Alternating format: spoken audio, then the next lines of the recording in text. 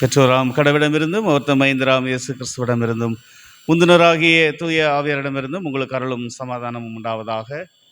நல்ல மனமகிழ்ச்சியான தபசு காலங்களின் இந்த 6ஆம் வார முதல் நாள் கூடுகையிலும் நாம் இந்த மாலை வேளையிலே ஆண்டவருடைய பாதத்திலே நிற்கும்படியாக உடைய கிருபையின் கரம் நம்மை ஏந்தி சுமந்து தப்புவித்து வழிநடத்தி இந்த நாளிலே நன்றிகளை சொல்லும்படியாக நாம் இன்னுமாய் சிலுவை நண்பிலே ஆசீர்வாதங்களையும் சமாதானங்களையும் பலனையும் பெற்றுக்கொள்ளும்படியாய் கர்த்தர் நம்மை கரம் பிடித்திருக்கிறார், வழி நடத்தியிருக்கிறார் என்ற நன்றி உணர்வோடு நாம் கடவுளுக்கு இந்த முதல் நாள் கூடுகையிலும் நன்றிகளை நாம் ஏறெடுப்போம், ஜெபம் செய்வோம்.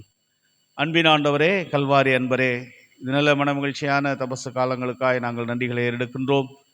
கர்த்தர் எங்களுக்காக உம்முடைய இரத்தத்தை நீர் சிந்தி எங்களை மீட்கும்படியாக இந்த உலகிலே வந்து அந்த அன்பை நாங்கள் இந்த காலங்களிலே உணரும்படியாகவும் உம்முடைய அழைப்பை நாங்கள் நினைத்து நாங்கள் நன்றி சொல்லும்படியாகவும் இந்த அழைப்பிற்கு எவ்விதமான பங்குள்ளவர்களாய் நாங்கள் இருக்கிறோம் என்பதெல்லாம் நாங்கள் நினைத்து இந்த வேளையிலும் எங்களை நாங்கள் உம்முடைய கரங்களிலே கொடுக்கும்படியாகவும் நீர் தந்த இந்த கூடுகைகளுக்காக நன்றி சொல்லுகின்றோம். இந்த மாலை நேர கூடுகையிலும் உம்முடைய ஆவியானவர் எங்கள் மத்தியிலே எழுந்தருளி எங்களை வழி நடத்த முடியாது நாங்கள் மன்றாடுகிறோம்.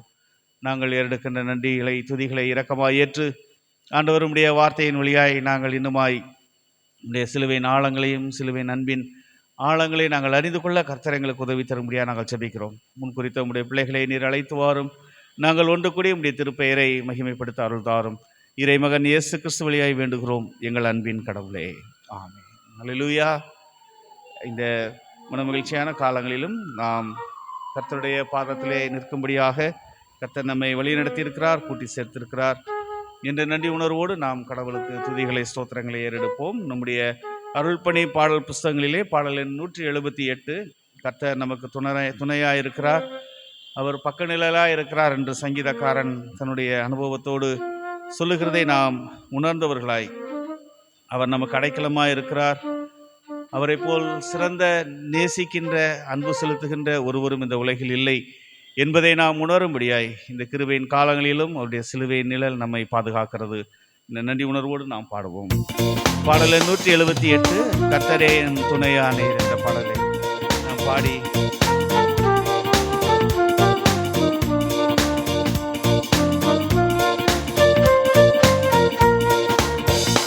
கர்த்தரே என் துணையானீ நித்தமும் என் நிழலானீ, கர்த்தரே என் துணையானீ நித்தமும் நிழலானீ, கர்த்தரே என் துணையானீ.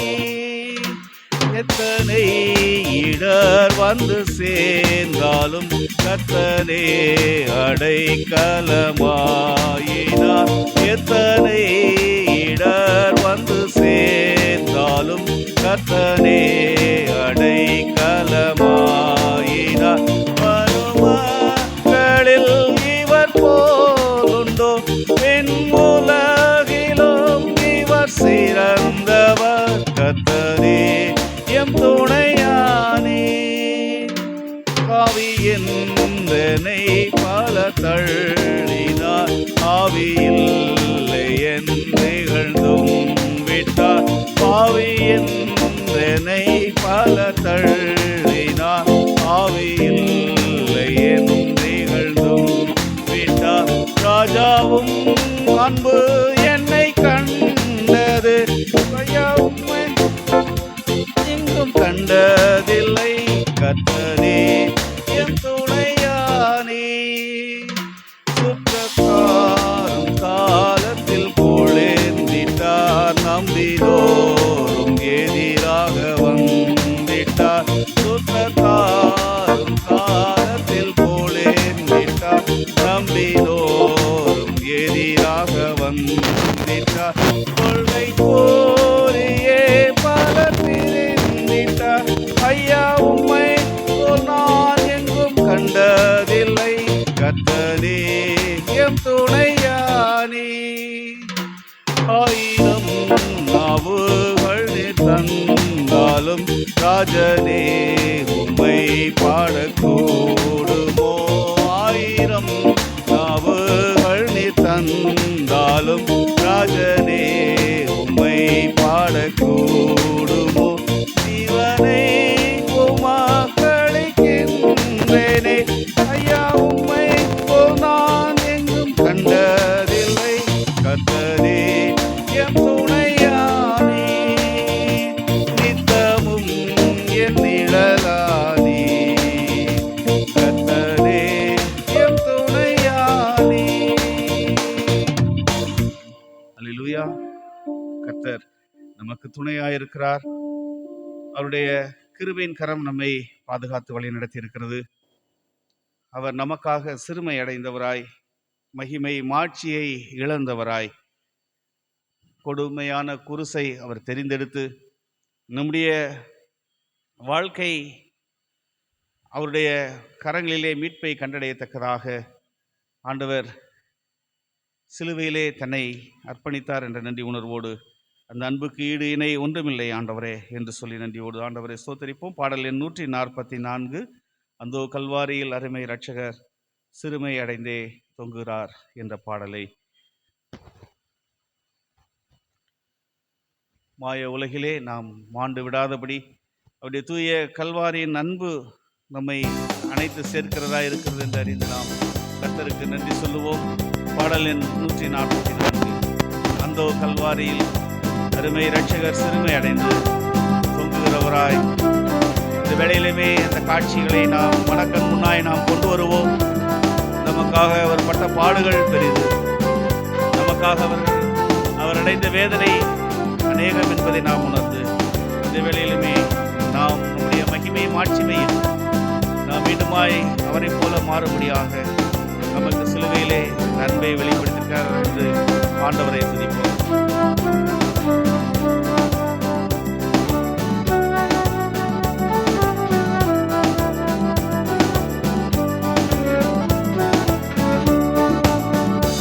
அந்தோ கல்வாரியில் அருமை இரட்சகரே சிறுமை அடைந்தே தொங்குகிறார். அந்தோ கல்வாரியில் அருமை இரட்சகரே சிறுமை அடைந்தே தொங்குகிறார். அவருடைய மகிமையும் அவர் தெய்வகுமாரன் என்கின்ற மாட்சியையும் இழந்து மனித சாயலாக கொடுமையான குருசை அவர் தெரிந்தெடுத்து அவருடைய அன்பை வெளிப்படுத்தி இருக்கிறார். நன்மைக்கு இடையிடையாக நம்மிடத்தில் கேட்பது நம்முடைய இதயத்தை, அவருக்காக சேவை செய்கின்ற மனதை, நம்மை அவருடைய கரங்களிலே அர்ப்பணிக்கின்ற செயலை ஆண்டவர் விரும்புகிறார் என்ற நன்றி உணர்வோடு இந்த கிருபையின் காலங்களிலும் நம்மை அவருடைய கரங்களிலே தாழ்வோம். மகிமை மாட்சிமை மறந்திழந்தோராய் கொடுமை குருசை எறிந்தெடுத்தாரே. மகிமை மாட்சிமை மறந்திழந்தோராய் கொடுமை குருசை எறிந்தெடுத்தாரே. மாயலோக தோடழியாது யாம் தூய கல்வாரியின் அன்பை கண்டிடவே. அந்தோ கல்வாரியில்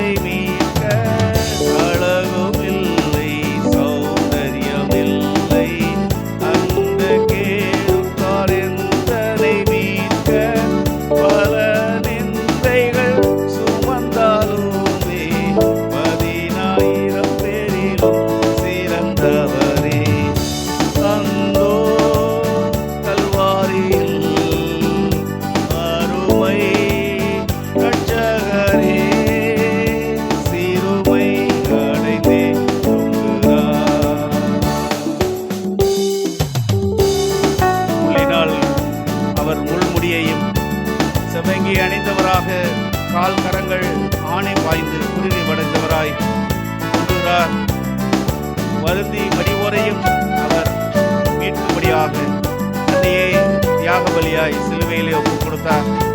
அன்புக்கு ஈடு ஏதுமில்லை என்பதை நாம் உணர்ந்து இந்த வேளையிலும் நம்மை அவருடைய கரங்களில் அர்ப்பணிப்போம்.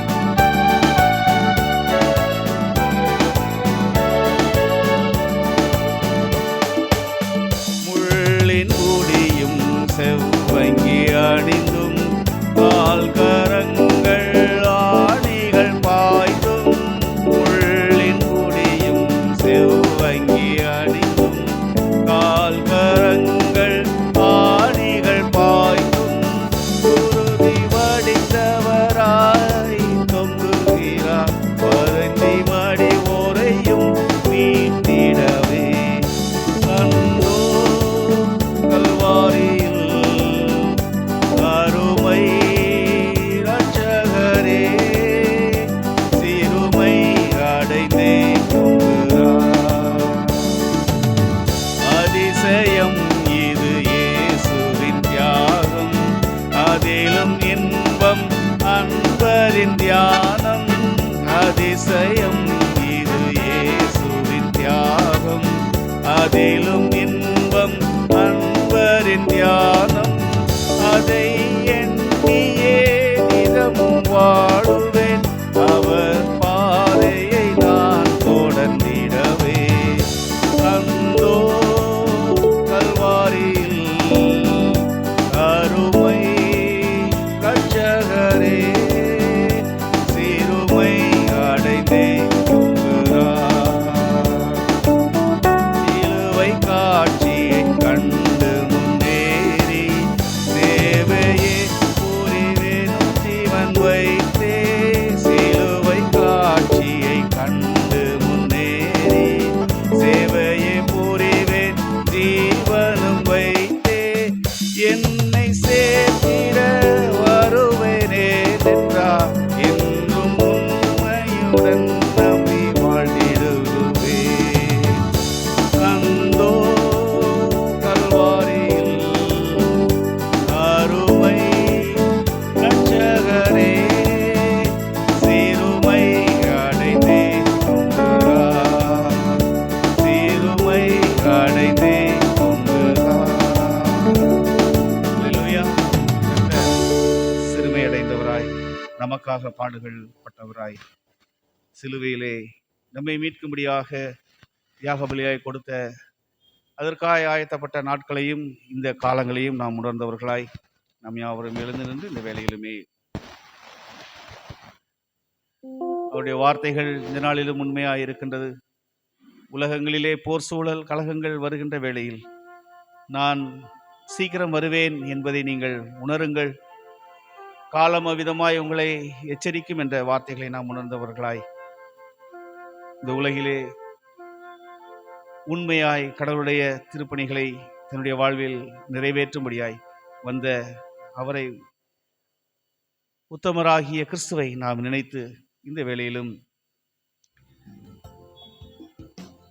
நம்மையும் அவர் அள்ளி அணைத்துக் கொள்ளும்படியாக நாம் அந்த சிலுவை காட்சியை கண்டவர்களாய் அவருடைய கரங்களிலே நம்மை இந்த வேளையிலே அர்ப்பணிப்போம்.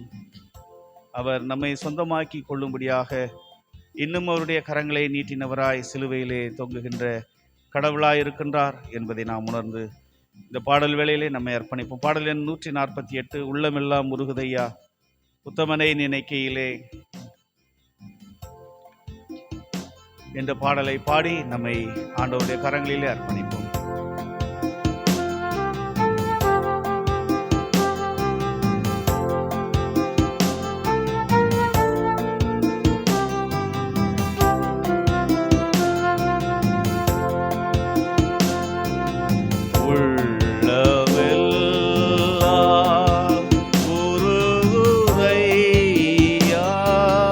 உத்தமனை நீ நினைக்கையிலே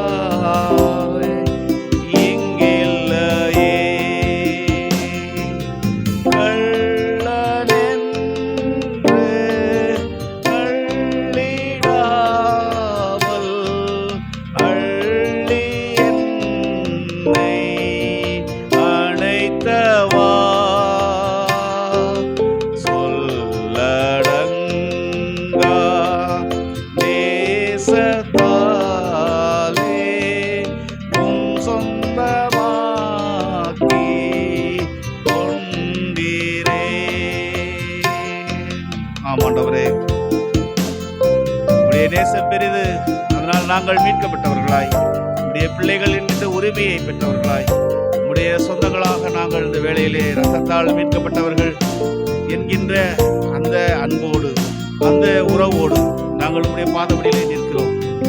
இன்னுமாய் நாங்கள் உத்தமமாக வேண்டும் என்று சித்தம் கொண்டவராய் எத்தனையோ துரோகங்களை நாங்கள் உமக்கு முன்பாக செய்திருக்கிறோம்.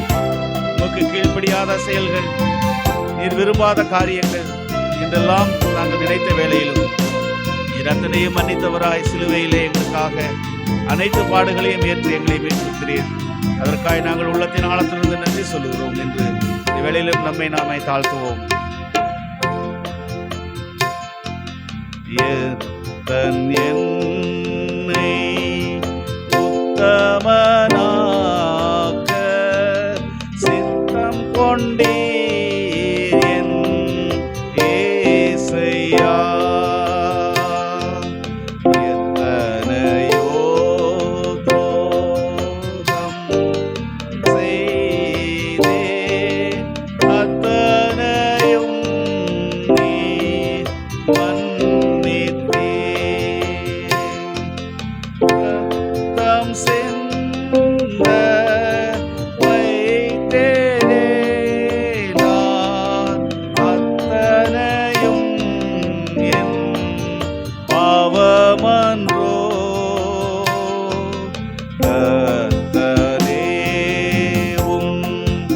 அன்பு கீழாய் நித்தம் செய்தே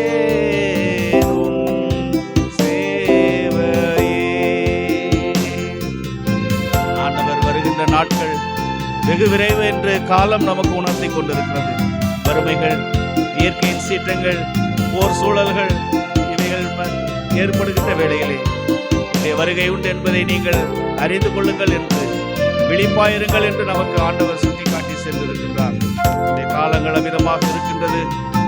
ஆகவே நாம் இந்த காலங்களிலே நம்மை நாமே ஆயத்தப்படுத்தி மணவாளன் வருகின்ற வேளையிலே அவரை எதிர்கொண்டு வரவிருக்கின்ற மணவாட்டிகளாய் நாம் காணப்பட ஆண்டவர் நம்மையும் திருச்சபையை உலகத்தையும் ரட்சிக்கும்படியாக, ஆண்டவருடைய ராஜ்யம் இந்த இறையரசு இந்த உலகிலே உண்டாகும்படியாக ஆண்டவருடைய ஆவியானவர் கிரியை செய்யும்படியாய் காலங்களிலே நம்மை நாம் அவருடைய கரங்களிலே அர்ப்பணிப்போம்.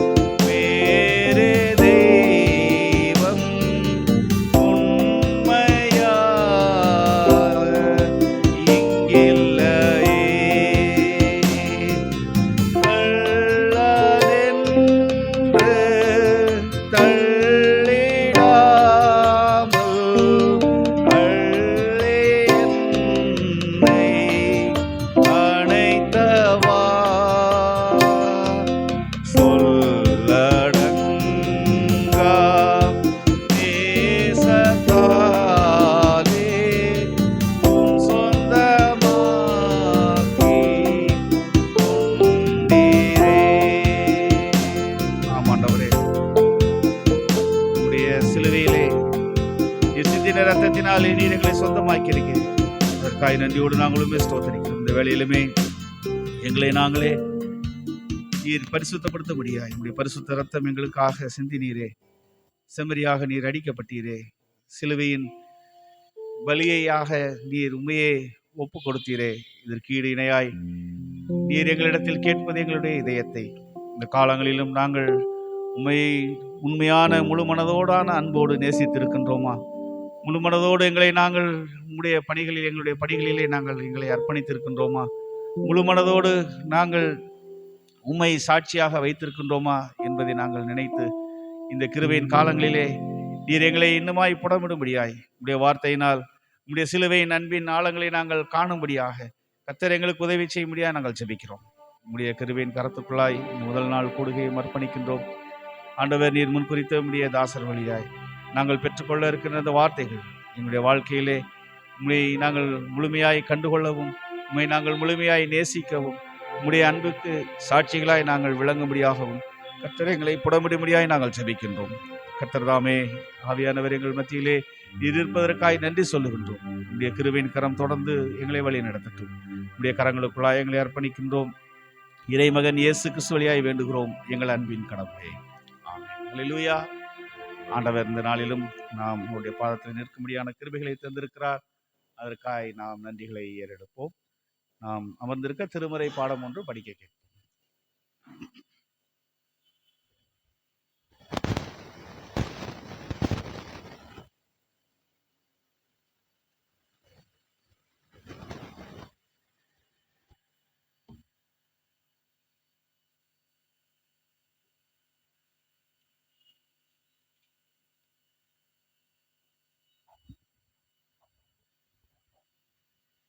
வாசிக்கும்படியாக தெரிந்து கொள்ளப்பட்ட வேத பகுதி எபிரேயருக்கு எழுதின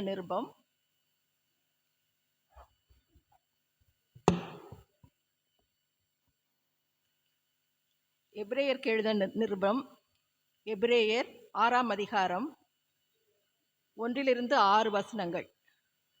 ஆகையால் கிறிஸ்துவை பற்றி சொல்லிய மூல உபதேச வசனங்களை நாம் விட்டு செத்த கிரியைகளுக்கு நீங்களாகும் மனம் திரும்புதல், தேவன் பேரில் வைக்கும் விசுவாசம், ஸ்நானங்களுக்கு அடுத்த உபதேசம், கைகளை வைக்குதல், மரித்தோரின் உயிர்த்தெழுதல், நித்திய நியாய தீர்ப்பு என்பவைகளாகிய அஸ்திபாரத்தை மறுபடியும் போடாமல் பூர்ணராகும்படி கடந்து போவோமாக. தேவனுக்கு சித்தமானால் இப்படியே செய்வோம். ஏனெனில் ஒரு தரம் பிரகாசிக்கப்பட்டும் பரம ஈவை ருசி பார்த்தும் பரிசுத்த ஆவியை பெற்றும் தேவனுடைய நல் வார்த்தையையும் இனிவரும் உலகத்தின் பலன்களையும் ருசி பார்த்தும் மறுதலித்து போனவர்கள் தேவனுடைய குமாரனை தாங்களே மறுபடியும் சிலுவையில் அறைந்து அவமானப்படுத்துகிறபடியால் மனம் திரும்புவதற்கு ஏதுவாக அவர்களை மறுபடியும் புதுப்பிக்கிறது கூடாத காரியம். பாடம் முடிந்தது. தேவனே உமக்கு மகிமை உண்டாவதாக.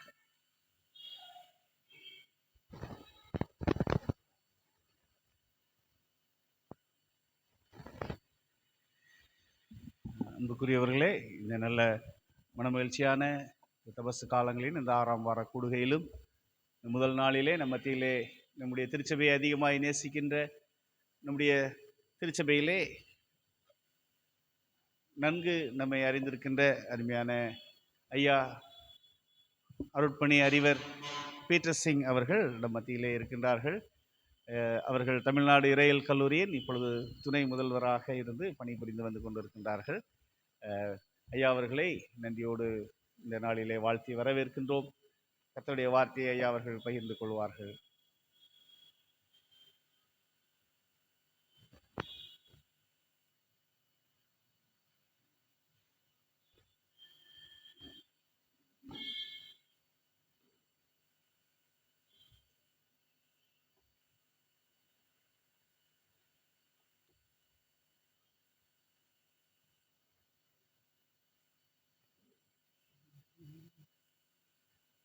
அமர்ந்தவாறே தலைகளை தாழ்த்தி ஆண்டவரை நோக்கி மன்றாடுவோம்.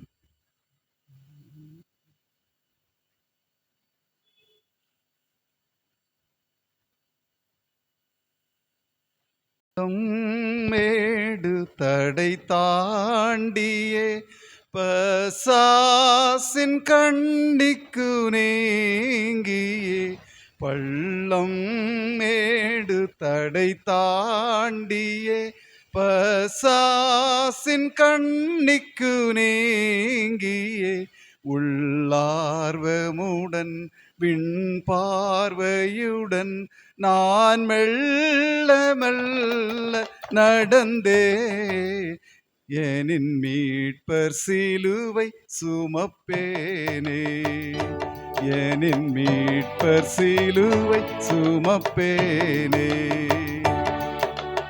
பூலோகமேன்மை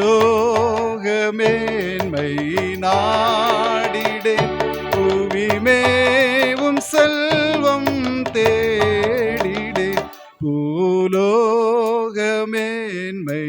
நாடிடேன் புவிமேவும் செல்வம் தேடிடேன் சீலன் சிலுவை சிறியேன் மேன்மை என் ஜீவன் வழிமறை இயேசுவே அவர் ஜீவ சிலுவை சுமப்பேனே அவர் ஜீவ சிலுவை சுமப்பேனே மலை மாநதியோ மிகுவாழ் கடலோ மாருள் சூழும் கானக வனமோ எங்கும் மீட்பர் சிலுவை சுமப்பேனே எங்கும் மீட்பர் சிலுவை சுமப்பேனே அவர் ஜீவ சிலுவை சுமப்பேனே அவர் தூய சிலுவை சுமப்பேனே. ஆண்டவரே, எங்களுடைய வாழ்வின் மனமாற்றத்திற்காக மனம் திரும்புதலுக்காக தவக்காலம் என்கின்ற சிறப்பு நாட்களை நீர் எங்களுக்கு தந்ததற்காக நன்றி சொல்லுகிறோம். இந்த ஆண்டு தவக்காலத்தில் நாங்கள் சிலுவையை பற்றியும் அந்த சிலுவையை நாங்கள் எவ்வாறு எங்களுடைய வாழ்வின் அனுபவமாக மாற்ற வேண்டும் என்பதை குறித்து நாங்கள் சிந்திக்கவும் அந்த சிந்தனைகளை நாங்கள் உள்வாங்கி அதன் அடிப்படையில் உங்களுடைய வாழ்க்கையை நாங்கள் செப்பனிடவும் நீர் தந்து வருகின்ற வாய்ப்புகளுக்காக நன்றி சொல்லுகிறோம். ஆண்டவரே, இந்த நாளிலும் இதை தொடர்ந்து வருகின்ற நாட்களிலும் இந்த தவக்காலம் எங்களுடைய வாழ்விலே தருகின்ற ஆழமான அனுபவங்களை நாங்கள் திருமறையிலிருந்து கற்றுக்கொள்ளும் போது ஆண்டவர் எங்களோடு பேசும். உம்முடைய மெல்லிய சத்தத்தை நாங்கள் கேட்டு எங்களுடைய வாழ்விலே நாங்கள் மனம் திரும்புதலுக்கு ஏற்ற காரியங்களை நாங்கள் தெரிந்து கொள்ள ஆண்டவர் உம்முடைய வசனத்தின் வழியாக எங்களுக்கு போதித்தருள வேண்டும் என்று வேண்டிக் கொள்கிறோம். அன்பு நிறைந்த கடவுளே, ஆமேன். நம்முடைய தாயும் தந்தையுமாகிய கடவுளிடமிருந்தும் ஆண்டவராகிய இயேசு கிறிஸ்துவிடமிருந்தும் உங்கள் அனைவருக்கும் அருளும் அமைதியும் உண்டாவதாக. மீண்டும் உங்களுடன் இணைந்து இந்த தவக்கால சிந்தனைகளை செய்யவும் அந்த சிந்தனையை உங்களோடு பகிர்ந்து கொள்ளவும் ஆண்டவர் எனக்கு தந்த வாய்ப்பிற்காக நான் ஆண்டவரை போற்றுகிறேன். இந்த வாய்ப்பை தந்து அழைப்பு தந்து இந்த திருப்பணியில் என்னை பயன்படுத்தி கொண்டிருக்கின்ற அன்பிற்கும் மரியாதைக்கும் உரிய இந்த திருச்சபையின் ஆயர், எங்களுடைய அன்பு மாணவர், உங்களுடைய அன்பிற்குரிய ஆயர் அவர்களுக்கு நாங்கள் நன்றியுள்ளவர்களாக நாங்கள் இருக்கின்றேன். அதை போன்று தம்பி ஜோ, எங்களுடைய கல்லூரியிலே வளர்ந்த பிள்ளை, மிகவும் மகிழ்ச்சி. இந்த திருச்சபையின் செயலர், கமிட்டி அங்கத்தினர்கள், இங்கே இருக்கின்ற பெரியவர்கள், உங்கள் அனைவருக்கும் என்னுடைய வாழ்த்துக்களை, வணக்கத்தையும் நன்றியையும் நான் கூறிக்கொள்கின்றேன். 3 நாட்கள், இன்று நாளை ஞாயிற்றுக்கிழமை காலை வேளையில் உங்களோடு இந்த தவக்கால சிந்தனைகளை நாம் இணைந்து ஏறெடுக்க ஆண்டவர் நமக்கு உதவி செய்வாராக. நான் கல்லூரியில் படித்து கொண்டிருந்த நாட்களில் விக்டர் ஹியூகோ என்பவர் எழுதிய லே மிசரபிள்ஸ் என்ற ஒரு நூலை படித்தேன் பல ஆண்டுகளுக்கு முன். அந்த நூலில் விக்டர் கியூகோ ஜீன் வால்ஜீன் என்று சொல்லுகின்ற ஒரு மனிதனை பற்றி சொல்லுவார். இந்த ஜீன் வால்ஜீன் தன்னுடைய அக்கா குழந்தைகள் பசியாக இருந்தபோது சில ரொட்டி துண்டுகளை அவர் திருடினார் என்று சிறையில் அடைக்கப்படுகின்றார். சிறையிலிருந்து 18 ஆண்டுகள் சிறையிலிருந்து அவர் வெளியே வருகின்றார். யாரும் அவரை ஏற்றுக்கொள்ளவில்லை. அவரை வெளியேற்ற தொடங்கினார்கள். சமுதாயம் புறக்கணித்தது. அந்த நேரத்தில் அவர் நடந்து வரும்போது ஒரு பேராயர் மிரியல் என்பவருடைய இல்லத்தை பார்க்கின்றார். பேராயருடைய இல்லத்தில் சென்று அங்கே உணவருந்தி பேராயர் அவரை அங்கே தங்க வைக்கின்றார். இரவு அங்கிருந்து சில வெள்ளி பாத்திரங்களை எடுத்துக்கொண்டு இந்த மனிதன் ஜீன் வால்ஜீன் சென்று கொண்டிருக்கிறான். நள்ளிரவில் காவல்துறையினர் பிடிக்கின்றார்கள். அப்போது இந்த மனிதன் சொல்லுகிறார், நான் பேராயருடைய வீட்டில் இருந்து எனக்கு கொடுத்தது என்று சொன்னபோது இந்த காவல்துறையினர் பேராயருடைய வீட்டுக்கு அவரை அழைத்து வருகிறார்கள். இதை பார்த்து கொண்டிருந்த அந்த பேராயர் மிரியல் என்பவர் தன்னுடைய வீட்டில் இருந்த 2 மெழுகுவர்த்தி தண்டுகளை, கேண்டில் ஸ்டிக்ஸ், வெள்ளி தண்டுகளை எடுத்துக்கொண்டு வந்து, நண்பனே, நான் அந்த வெள்ளி பாத்திரங்களோடு இந்த மெழுகுவர்த்தி தண்டையும் உனக்கு தந்தேனே, இதை ஏன் மறந்து விட்டு சென்றாய் என்று அந்த மனிதனுக்கு கொடுக்கின்றார். காவல்துறையினர் சென்று விட்டார்கள். ஜீன் வால்ஜீன் அந்த பேராயருடைய பாதத்திலே விழுந்து, இவ்வளவு என்னை உபசரித்தும் உங்களுடைய வீட்டிலேயே துரோகம் செய்த என்னை நீங்கள் மன்னித்து விட்டீர்களே என்று சொல்லி அந்த மனிதன் மனம் திரும்பி மனம் மாறி ஒரு ஊழியக்காரனாக சென்றான் என்று விக்டர் கியூகோ அழகாக அந்த நூலில் எழுதுவார். அதாவது யாராவது குற்றத்தில் அகப்பட்டால் அவர்களை தண்டித்து விடாதீர்கள், அவர்களை திருத்துவதற்கு முயற்சி செய்யுங்கள் என்பதுதான் அதனுடைய செய்தி. Correcting without crushing. ஒரு மனிதனை அதாவது திருத்துவதற்கு முற்பட வேண்டுமே தவிர அந்த மனிதனை நசுக்குவதற்காக, கிரஷ் பண்ணுவதற்காக நாம் இல்லை என்பதைத்தான் இந்த பகுதியிலே அழகாக ஜீன் வால்ஜீன் என்ற அந்த கேரக்டரோடு இணைத்து விக்டர் கியூகோ எழுதுகின்றார். திருந்த வேண்டிய திருச்சபை. இந்த 2 நாட்களிலும் இந்த தவக்காலத்தின் சிறப்புகளை உங்களோடு நான் பகிர்ந்து கொள்ள விரும்புகின்றேன். அதிலும் குறிப்பாக இன்று தவக்காலம், மனந்திரும்புதலின் காலம் என்ற தலைப்பில் உங்களோடு நாம் திருமறை பகுதியாக படிக்க கேட்ட எபிரேயர் 6வது அதிகாரம் முதல் 6 திருமொழிகளை மையமாக கொண்டு தவக்காலம் மனந்திரும்புதலின் காலம் என்பதை உங்களோடு நான் பகிர்ந்து கொள்ள விரும்புகின்றேன். திருந்தும் திருச்சபை, மனம் திரும்பும் திருச்சபை, மனம் திரும்ப செய்கின்ற திருச்சபை. சில வாரங்களுக்கு முன் ஒருவர் சுமையை சுமத்தல் என்ற ஒரு தலைப்பில் நீங்கள் அருளுரை கேட்டிருப்பீர்கள். அதாவது வெள்ளிக்கிழமைகள், சாம்பல் புதன்கிழமையிலிருந்து தொடங்கி ஒவ்வொரு ஞாயிற்றுக்கிழமையும் நம்முடைய சிந்தனைக்காக call to be compassionate, call to bear the burden of others, call to be inclusive, call to be liberative என்று ஒரு அழைப்பை பற்றி ஒவ்வொரு ஞாயிற்றுக்கிழமையும் தென்னிந்திய திருச்சபை நம்முடைய சிந்தனைக்காக கொடுத்தது. அந்த ஒருவர் பாரத்தை ஒருவர் சுமக்கின்ற, அதாவது கலாத்தியர் 5வது அதிகாரம் 2வது வசனம், அதாவது ஒருவர் பாரத்தை ஒருவர் சுமக்க வேண்டும். 5வது வசனத்தில் அதே பவுலடியார் சொல்லுகிறார், அவரவர் தன் பாரத்தை சுமக்க வேண்டும். இது என்ன ஒரு முரண்பாடு?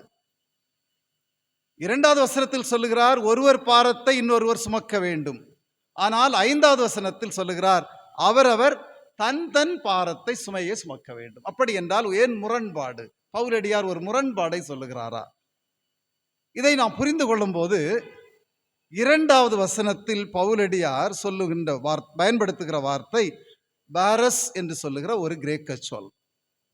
அதனுடைய பொருள் என்றால் அதிக சுமை, சுமக்க முடியாத பாரம்.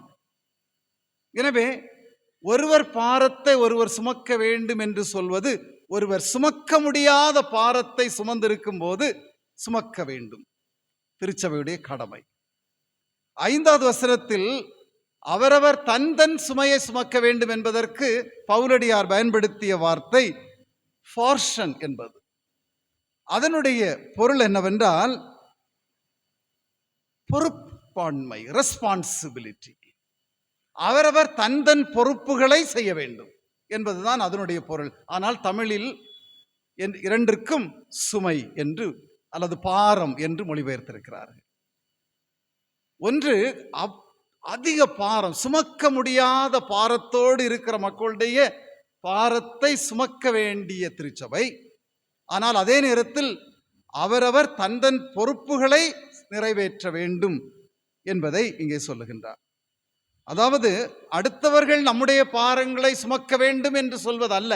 இன்றைக்கு அநேகர் அப்படித்தான் நினைக்கிறார்கள். என்னுடைய சுமையை எல்லாரும் சுமக்க வேண்டும், நான் சுமக்க முடியாது. அந்த சிந்தனை அல்லாமல் சுமை சுமந்து சோர்ந்து போகிறவர்களை தாங்குகிற திருச்சபை. ஒருவேளை சுமைகளை சுமக்காமல் இருந்தாலும் சுமைகளை சுமத்தாமல் இருந்தால் போதும் என்ற சிந்தனையும் நாம் சிந்தித்து பார்க்க வேண்டும். ஒருவர் பாரத்தை ஒருவர் சுமக்காமல் இருந்தாலும் பரவாயில்லை, ஆனால் பாரத்தை சுமத்தாமல் இருப்பது மிகவும் நல்லது. மனம் திரும்புதலுக்காக பணி செய்ய அழைக்கப்பெற்ற ஒரு திருச்சபை.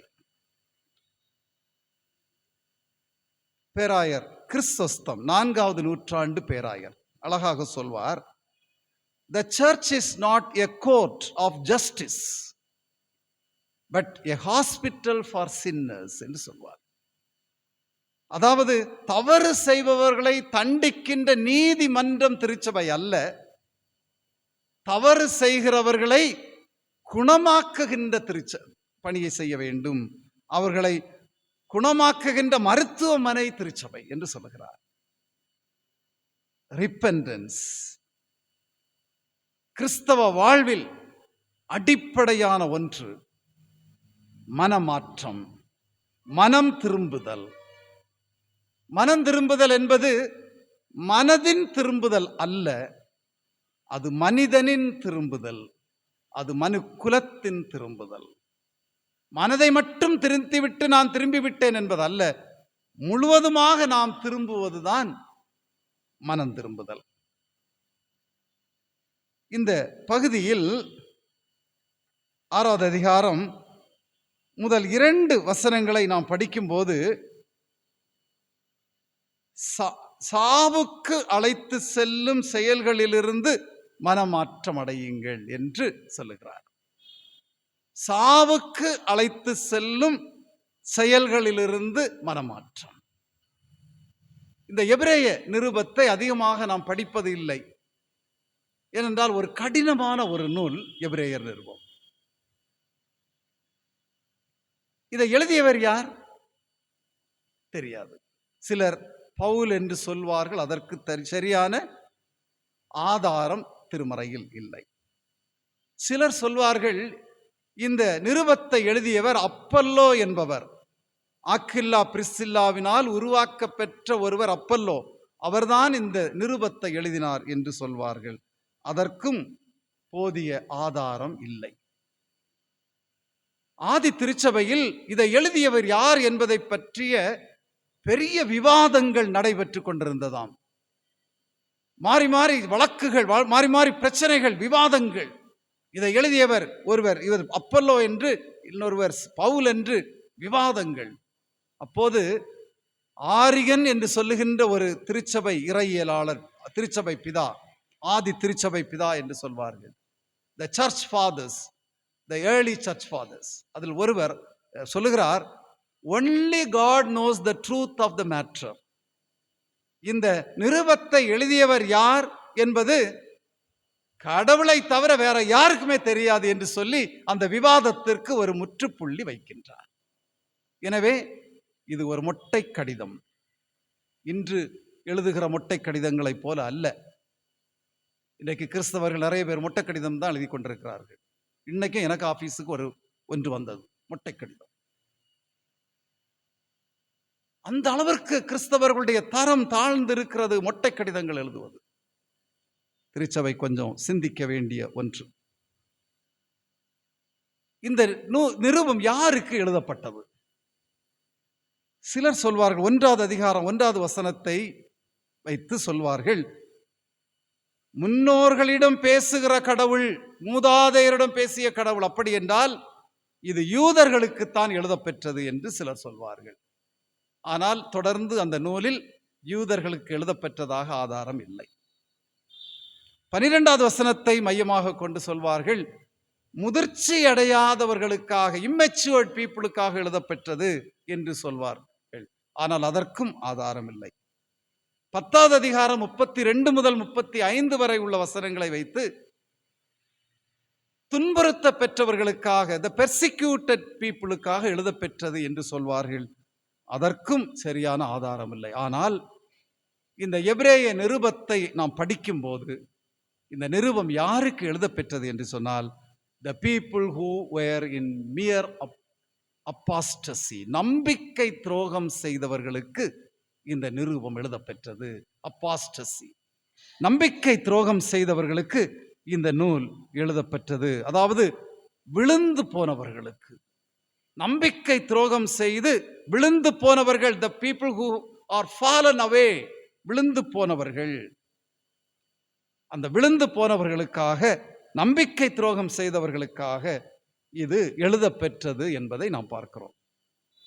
இந்த முதலாவது அந்த 4 முதல் 6 வரை உள்ள வசனங்களை நாம் படிக்கும்போது யார் நம்பிக்கை துரோகம் செய்தார்? யார் நம்பிக்கை துரோகம் செய்தார்கள்? ஏனெனில் ஒருமுறை பிரகாசிக்க பெற்றும் பரம ஈவை ருசி பார்த்தும் பரிசுத்த ஆவியை பெற்றும் இனி வர இருக்கும் உலகத்தின் வல்லமையை ருசி பார்த்தவர்கள்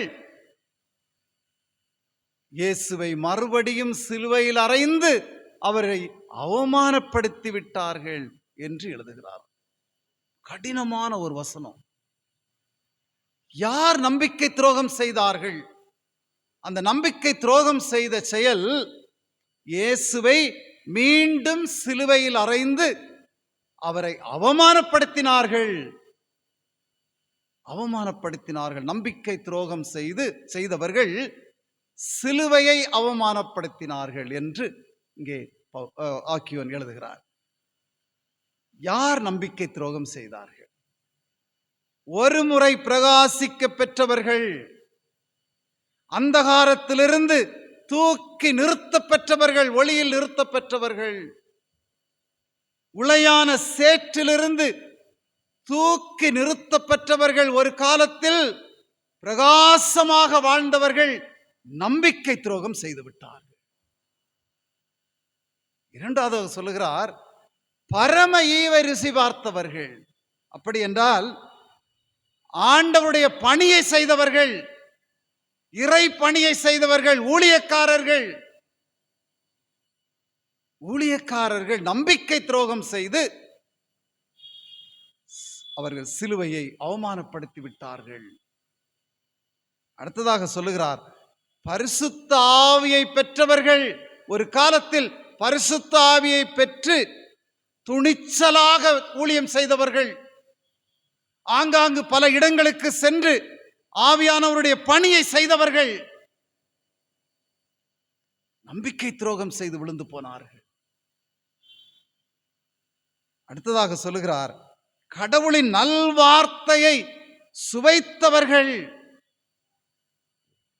இறையியல் கற்றவர்கள், இறையியல் ஆசிரியர்கள், இறையியல் பணி செய்கிறவர்கள், ஆண்டவருடைய வசனத்தை கற்றவர்கள், தேனிலும் இனிமையான அந்த வசனத்தை கற்றவர்கள் நம்பிக்கை துரோகம் செய்து விட்டார்கள். எவ்வளவு கடினமான ஒரு செய்தி.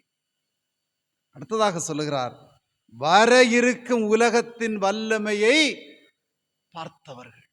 அப்படி என்றால் தீர்க்க தரிசனம் சொன்னவர்கள். தீர்க்க தரிசனம் சொன்னவர்கள் விழுந்து போனார்கள், நம்பிக்கை துரோகம் செய்து விட்டார்கள்.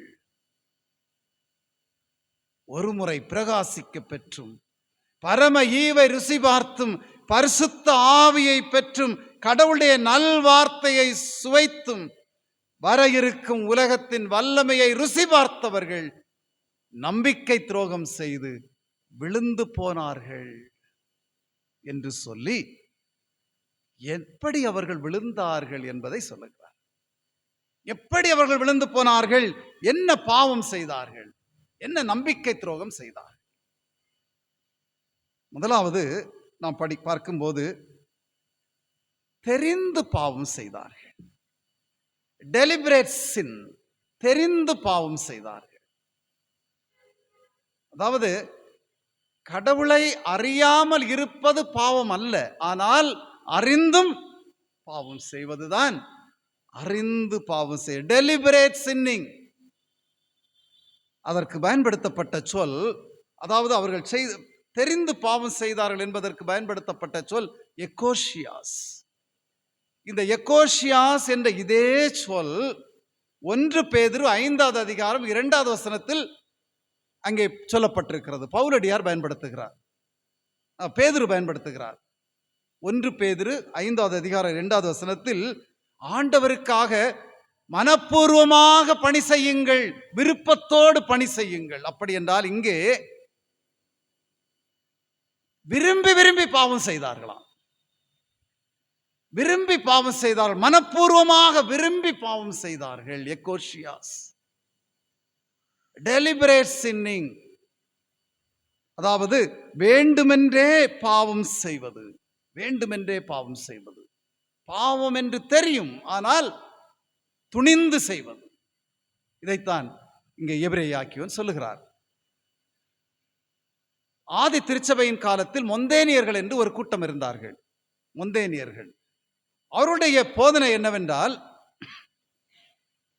திருமுழுக்கு பெற்றவர்கள் பாவம் செய்தால் அவர்களுக்கு மன்னிப்பே கிடையாது என்று போதித்தார்கள். திருமுழுக்கு பெற்றவர்கள் பாவம் செய்தால் மன்னிப்பே கிடையாது.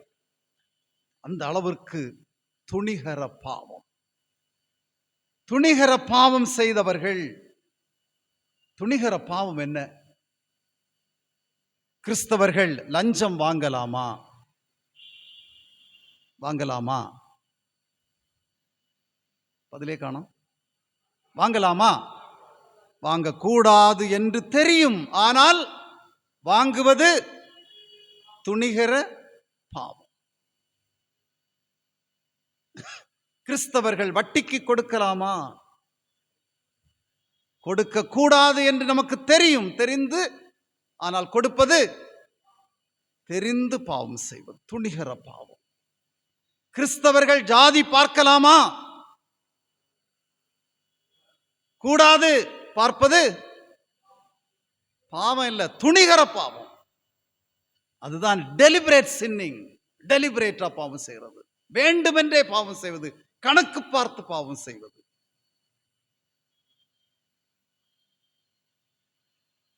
கிறிஸ்தவர்கள் கோர்ட்டுக்கு போலாமா? யோசித்து தான் சொல்றீங்க. போகக்கூடாது, போவது துணிகர பாவம். ஆனா எல்லா சபையும் இப்போ எங்க இருக்கு? எல்லாம் கோர்ட்ல தான் இருக்கு. விசுவாசிகளுக்கு இடையே மோதல்கள், வழக்குகள், துணிகர பாவம். ஒரு திருச்சபையில் ஒரு கப்பில் திருவிருந்து குடிப்பதா அல்லது இந்த சின்ன கப்பில் குடிப்பதா? வழக்கு மன்றத்தில் வழக்கு. கொஞ்சம் பேர் இந்த பாத்திரம் தான் குடிப்போம், நாங்கள் ஒரு பாத்திரம், ஒரே பாத்திரம். சிலர் இதில் தான் குடிப்போம். வழக்கு. ஜட்ஜிக்கு புரியவே இல்லை, என்ன வழக்கு? திருவிருந்திலும் மோதல்கள், அதாவது நம்பிக்கை துரோகம் செய்வது, வேண்டுமென்றே பாவம் செய்வது, விசுவாசிகளுக்கிடையே மோதல்கள், வழிபாடு அவமாக்கப்பட்டது, கள்ள போதனைகள், இறைமகனை கால்களிலே மிதித்து போடுகின்ற செயல்கள், துணிகர பாவம். அது மட்டுமல்ல, பாவத்தை நியாயப்படுத்துவது, ஜஸ்டிஃபையிங் ஒன்ஸ் தேர் சின்ஸ், பாவத்தை நியாயப்படுத்துவது. நான் இந்த காரணத்தினால் தான், இந்த சூழலில் தான் நான் பாவம் செய்தேன், எனவே இது பாவம் அல்ல என்று பாவத்தை நியாயப்படுத்துவது. பாவம் செய்த ஆதாமை பார்த்து ஆண்டவர் கேட்டார். என்ன கேட்டாரு? ஆதாமே, நீ ஏன் இப்படி செய்தாய்? ஆதாம் என்ன சொன்னாரு? நீர் எனக்கு தந்த ஸ்திரீ. ஆனாதான் பைபிள் நம்ம சரியா படிக்கிறது இல்லை. என்ன சொன்னார் பாருங்க, நீர் எனக்கு தந்த. அப்ப யார் நான் பாவம் செய்வதற்கு காரணம்? யார்? நீர் தான் காரணம். நீர் எனக்கு நான் கேட்டேனா ஏவாள் வேண்டும் என்று கேட்டனா? நீர் எனக்கு தந்த அந்த பெண் எனக்கு கொடுத்தாள். அப்படி என்றால் நான் பாவம் செய்வதற்கு காரணம் ultimately you are responsible for that. நான் இல்லை. பாவத்தை நியாயப்படுத்துவது, ஜஸ்டிஃபையிங் சின்ஸ். இப்ப நிறைய இடங்கள்ல இந்த பாலியல் வன்புணர்வுகளுக்கு காரணம் பெண்கள் அணியும் ஆடைகள் தான் காரணம் என்று இன்றைக்கு அநேகர் பேசிக்கொண்டிருக்கிறார்கள். விளம்பர பிரசங்கியார்கள் பேசுறதெல்லாம் பெண்களுடைய ஆடைதான் காரணம், அவர்களுடைய இந்த பாலியல்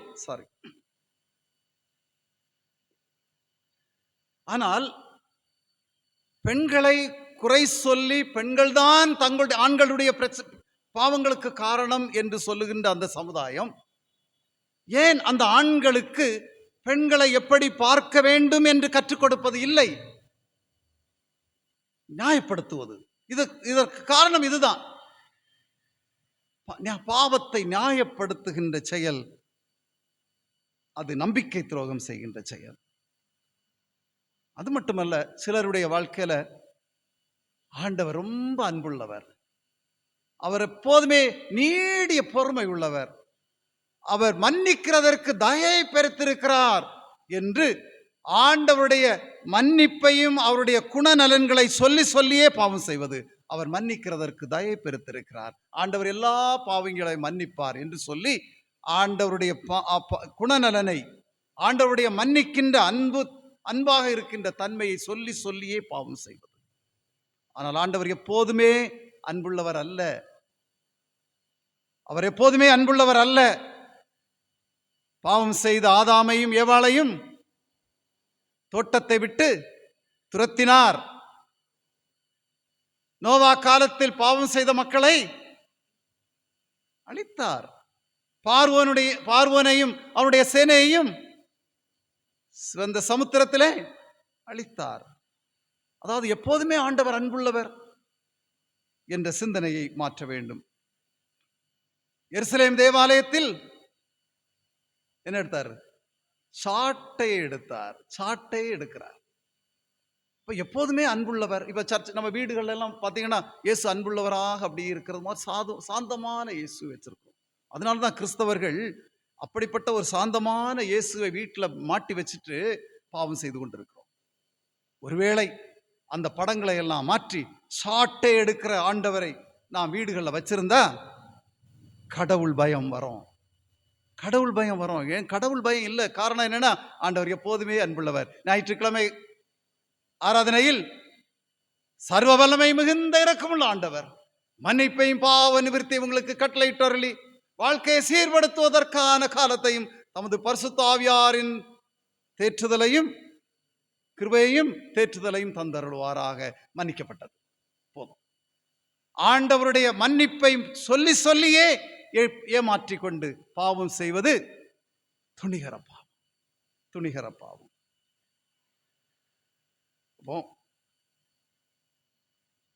அது மட்டுமல்ல, ஒரு ஆன்மீக பெருமை இன்றைக்கு சிலரிடத்தில், ஸ்பிரிச்சுவல் பிரைடு, ஆன்மீக பெருமை. நான் நல்லவன் தான், மற்றவர்கள் அல்ல, பரிசேயன் மனநிலை. நான் நல்லவன், ஆனால் அவர்கள் எல்லாரும் அப்படி இல்லை என்று சொல்லுகிற அந்த பரிசேய மனநிலை தான். பரிசேய மனநிலை. 2 பேர் ஜெபம் பண்ண போனாங்கல்ல, 2 பேர் ஜெபம் பண்ண போனாங்க. ஒருத்தர் வல்லமையா ஜெபம் பண்ணார். ஆண்டவரே, நான் இந்த ஆயக்காரனை போல அல்ல, நான் உபவாசம் செய்கிறேன். இதுதான் இன்னைக்கு வல்லமையான ஜெபம் நம்ம நினைச்சிட்டு உட்கார்ந்து இருக்கிறோம். தொலைக்காட்சியில் வல்லமையான ஜெபம். ஆனால் ஒரு ஆயக்காரன் தூரத்தில் நின்று மார்பிலை அடித்து, ஆண்டவரே, பாவியாகிய என் மேல் கிருபையாரும். எது வல்லமையான ஜெபம்? யாருடைய ஜெபம் வல்லமையான ஜெபம்? ஆயக்காரனுடைய ஜெபம். ஆனா இன்னைக்கு நம்முடைய எண்ணங்கள் எல்லாம்,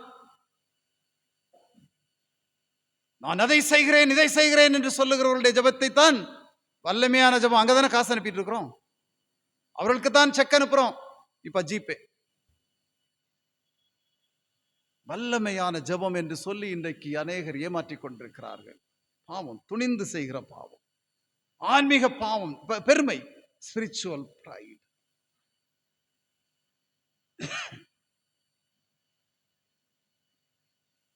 அதாவது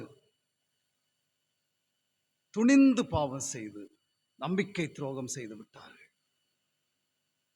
அடுத்ததாக சொல்லுகிறார், கடவுள் பெயரை சொல்லியே ஏமாற்றிக் கொண்டிருக்கிறவர்கள், கடவுள் பெயரை சொல்லி ஏமாற்றிக் கொண்டிருக்கிறவர்கள் நம்பிக்கை துரோகம் செய்கிறார்கள், சிலுவையை அவமானப்படுத்துகிறார்கள் என்று சொல்லுகிறார்.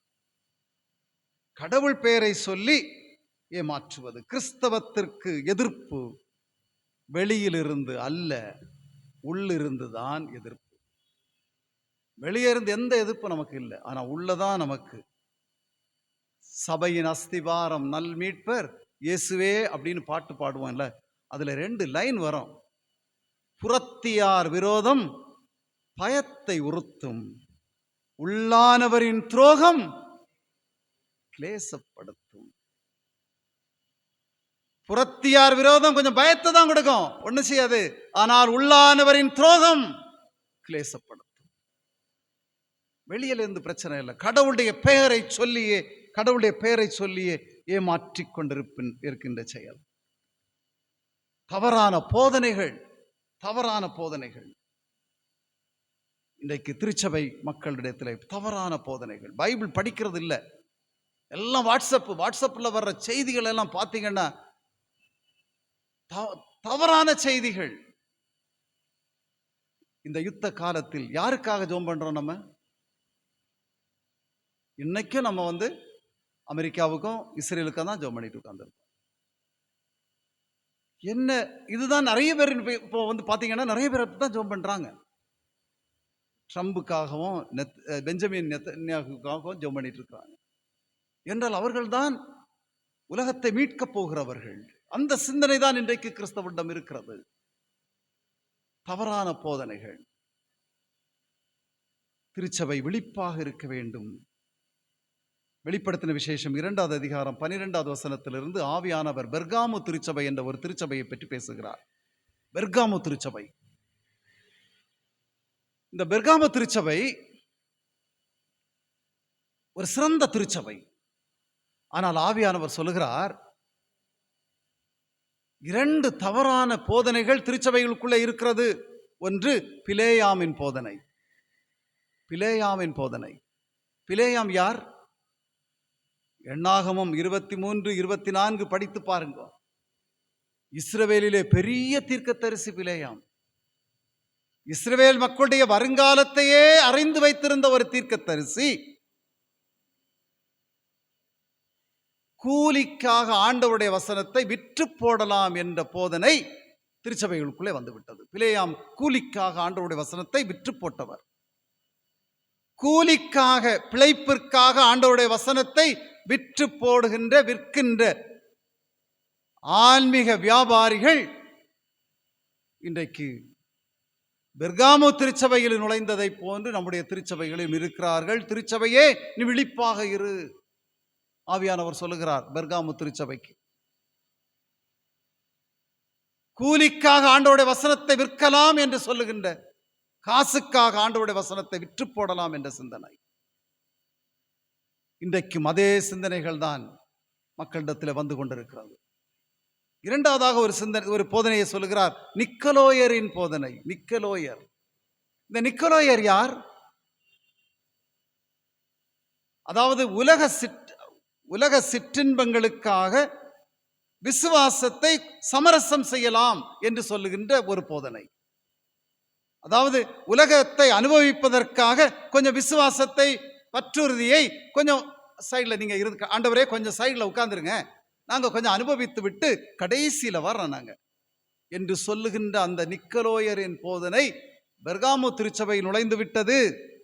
எனவே தெளிவாக இரு என்று சொல்லுகிறார், விழிப்பாக இரு என்று சொல்லுகிறார்.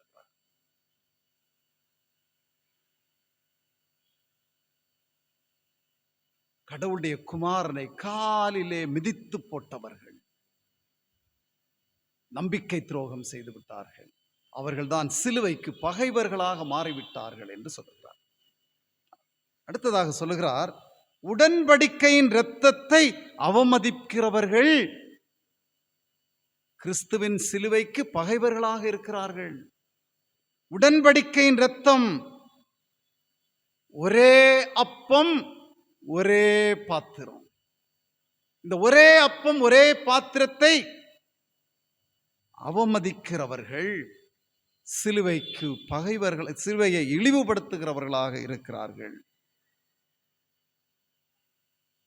பேராயர் கிறிஸ்தோஸ்தம், நான் 4ஆம் நூற்றாண்டு பேராயர் கிறிஸ்தோஸ்தம் அழகாக கேட்கிறார். அந்த அப்பத்தை கையில வைத்துக் கொண்டு கேட்க, வாட் இஸ் திஸ் பிரெட்? இந்த அப்பம் என்ன? This is the body of Christ. இது கடவுளுடைய உடல். இந்த கடவுளுடைய உடலை பங்கு பெறுகிறவர்கள் எல்லாம் ஒரே உடலாக இருக்கிறார்கள், ஒரே உடலாக இருக்கிறார்கள். அந்த திருவிருந்திலே நாம் பெற்றுக்கொள்ளுகின்ற இந்த அப்பம், இதைவிட கிறிஸ்தவ மக்களை இணைப்பதற்கு வலுவான ஒரு சாக்கிரமந்து இனி தேவையே இல்லை. அந்த ஒரே அப்பத்தில் பங்கு பெறுகின்ற நாம் அனைவரும் ஒரே குடும்பமாக இருக்கிறோம், ஒரே குடும்பமாக. அந்த உடன்படிக்கையின் இரத்தத்தை அவமதிக்கிறவர்கள் நம்பிக்கை துரோகம் செய்து இயேசுவின் சிலுவையை இழிவுபடுத்துகிறார்கள்.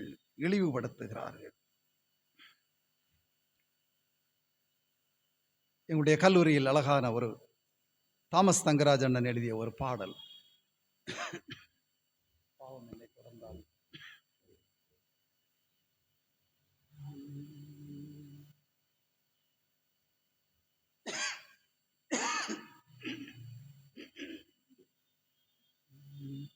செய்பாவம் நினைந்து நான் அழுகின்றேன், அதை செய்யாமல் இருந்திட வல்லமுமில்லை.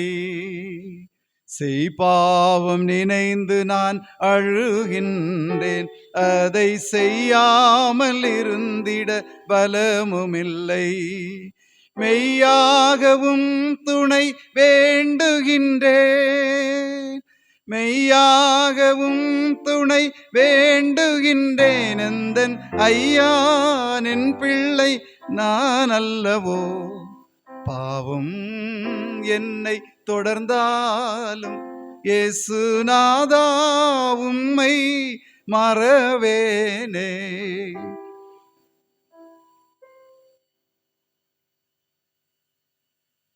பாவம் என்னை தொடர்ந்தாலும் ஆண்டவரே நான் உம்மை மறவேன் என்று சொல்லுகின்ற அந்த பாவ மன்னிப்பு சிந்தனை நம்முடைய மனதிலே இந்த லெந்து காலத்தில் உருவாக வேண்டும்.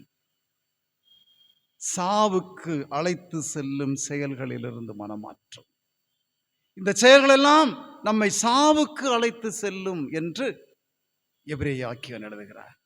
சாவுக்கு அழைத்து செல்லுகின்ற செயல்கள் எவ்வளவு கடினமான ஒரு செய்தி. அதாவது நம்பிக்கை துரோகம் செய்கிறார்கள், சிலுவையை அவமானப்படுத்துகிறார்கள், சாவுக்கு ஏதுவான செயல்களை செய்கிறார்கள். சாவுக்கு ஏதுவான செயல். இன்னைக்கு திருச்சபைகளில் கண்டிப்பான உபதேசங்களுக்கு இடமே இல்லை.